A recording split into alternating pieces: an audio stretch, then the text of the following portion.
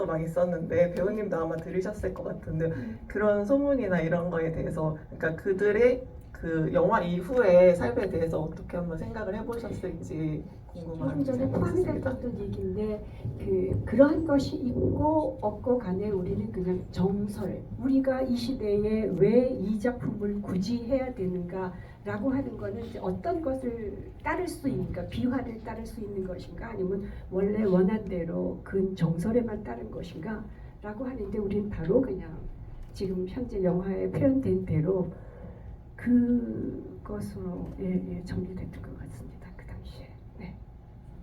네. 저는 50년간 저널리스트 생활을 한 사람입니다.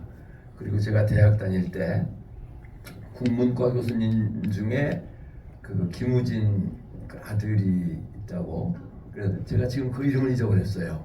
근데 그 서울대 국문과 교수를 했었습니다. 그 아드님이. 그런데 제가 궁금한 거는, 제가 그 전에 독립문, 서울 독립문 근처에서 한번 일을 한 적이 있는데, 거기에 홍파동이라는 동네가 있어요.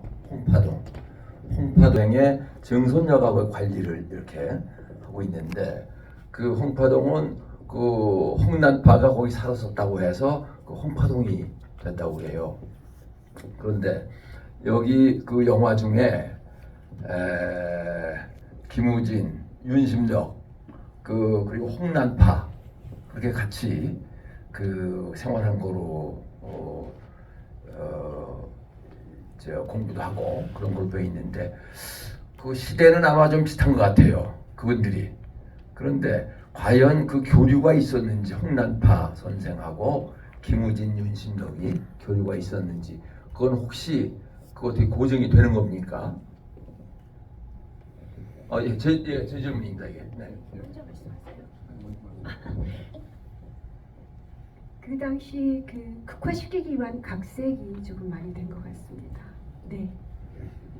제가 오늘 GV 준비하면서 이제 여러 자료들을 찾아봤더니, 저도 전문가가 아니기 때문에, 물론 영화를 준비하신 시나리오 작가나 감독님은 훨씬 더 많은 자료들을 밀접하셨겠지만 어느 정도 많이 픽션화된 것 같아요. 그러니까 영화 속처럼 세 사람의 어떤 러브라인이랄까, 그거는 상당 부분이 픽션이지만, 그 당시에 동경 유학생들 사이에서 이러한 연극 활동이나 공연 활동을 했던 것은 분명히 기록에 남아있고, 또 돌이켜보면은 그렇게 많지 않은 조선 학생들이 있었기 때문에 최소한 친분은 있고 서로 간의 활동에 대해서 관심을 가졌을 것이고, 그리고 특히 윤심덕과 그 홍난파 사이에는 일종의 음악적인 길을 함께 가는 선구자로서 충분히 그런 우정을 나눌 수 있는 상황이었다고 생각이 듭니다. 그리고 좀 덧붙이자면은 이 91년 당시에 이 사회참여가 나올 당시에 제 기억에는 저도 이제 같은 세대지만 워낙 유명한 얘기이기 때문에 교과서에 나오지 않지만 거의 모든 사람들이 알고 있는 얘기였어요. 말하자면 이미 영화가 스포일러예요. 마지막에 두 사람이 이렇게 동반자살 할 거라는 거를 관객들은 다 알고 보는 영화였기 때문에, 오히려 이 영화를 그때 봤던 관객들은 앞으로 얘기가 어떻게 되지? 보자는 처음부터 딱 그렇게 영화가 직접 얘기는 하지 않지만 이제 홍난파의 나레이션을 통해서 이 두 사람은 이미 이 세상에 없을 것이라는 것을 암시하면서 시작을 하는데, 그 당시 관객들은 그래서 그 과정이 궁금한 것이지, 과연 저 두 사람의 사랑이 뭐 이루어질 것인가, 결말은 어떻게 될 것인가, 그것은 관객들의 관심사는 아니었던 것 같습니다. 오히려 어떻게 픽션을 했는지가 더 궁금했겠죠. 장 교수님의 눈을 감고 기억을 더듬어 보면은 1910년대, 20년대가 혹시 떠오를지 모르겠어요. 네. 그리고 조금 덧붙이자면은 이제 이 영화 보면은 일본 로케이션을 진짜 일본까지 가셨었죠. 그럼요. 근데 이 당시는 일반인이 해외 여행을 가는 것이 자유화된 지도 벌써 한 1, 2년밖에 안 됐던 때였어요. 그러니까 일본으로 여행 가는 것 자체도 쉽지 않은 시절이었는데, 이렇게 스태프들이 다 가가지고 현지에 또 하고, 그리고 또 하나는 영화 기획 단계에서도 굉장히 많은 분들이 과연 가능할까라고 회의를 많이 품었었는데, 그 이유 중에 하나는 아직 일본 문화가 개방되기 전이었습니다. 91년은 노태우 대통령께서 계셨을 때이고, 일본 문화가, 대중문화가 개방된 것은 그 김대중 대통령 때 왔으니까, 이때는 일본 영화가 극장에 상영되지도 않고 일본 노래를 듣는 것도 불법이고 뭐 잡아가진 않았지만 어쨌든 이런 상황에서 이 영화를 기획할 때 대사가 일본어로 나오고 또 일본 식민지 시대를 다루다 보니까 일본적인 요소들이 많이 등장할 텐데 그게 어떤 국민들의 반일 감정 같은 걸 자극하지 않을까 뭐 이런 염려도 했던 것 같은데 혹시 일본 로켓 시절 하신 것에서 좀 재미있는 에피소드는 없을까요? 또 어떤 좀 어려움을 겪으신 게 있었다면 일본을 그 당시 저런 정도의 프로덕션은 한국 영화에서 가장 커다란 프로덕션이었어요. 그 화면을 봐서도 아시겠지만 그 건축물들이라든가 창경원에서 촬영하고 비원에서 촬영하고 경희궁을 찍고 경회로에서 찍고요. 네네 경회로에서 찍고 이게 전부 저희가 다 찍었고 그거를 또 다 가능하게 됐었고 그리고 비원 그 김우준이 집으로 나오는 거는 비원 안에 있었던 그 연경당, 네네 낙선제 연경당. 낙성제였어요.